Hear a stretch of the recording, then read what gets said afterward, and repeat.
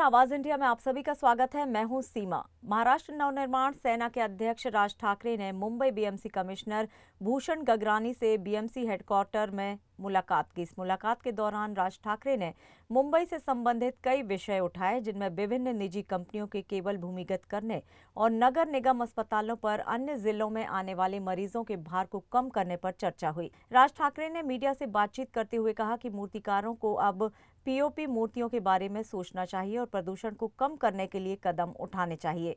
ये बैठक लगभग आधा घंटे तक चली और राज ठाकरे ने मुंबई के विकास और समस्याओं के समाधान पर चर्चा की।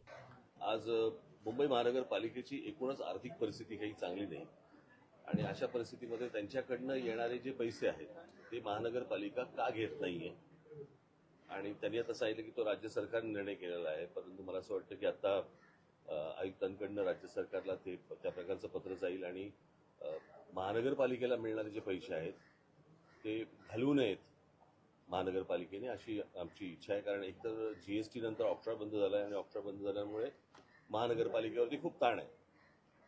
तर तो एक विषय होता। मला असं वाटतं संदीप देशपांडे तुम्हाला डिटेलमध्ये सांगतील। आणि दुसरा विषय होता तो म्हणजे महानगरपालिकांची हॉस्पिटल्स।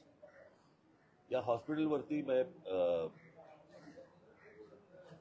मुंबई महाराष्ट्रातनं येणाऱ्या पेशंट्सचा विषय नाहीये, परंतु परराज्यांमधनं येणाऱ्या पेशंट्सचा जो विषय आहे तो इतका लोड या सगळ्या महानगरपालिकांच्या हॉस्पिटलवरती येतो आणि त्याच्यानंतर सगळे परिस्थिती बिघडते अशी।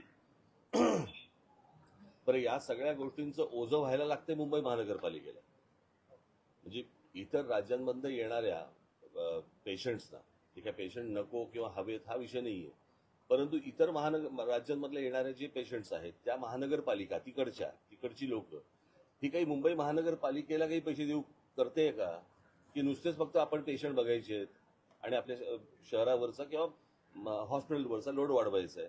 तर या दृष्टिकोनातनं काही काय म्हणतात त्याला वेगळे चार्जेस काही करता येतील का, कसे करता येतील किंवा या दृष्टिकोनातनं आता आमचं बोलणं झालं। मला एवढंच फक्त म्हणायचं नाही की या सगळ्या याच्यामध्ये मूर्तिकारांनी पण आता विचार केला पाहिजे की दरवेळेला जर समजा हीच गोष्ट येणार असेल तर त्यांनी गोष्टी बदलल्या पाहिजे।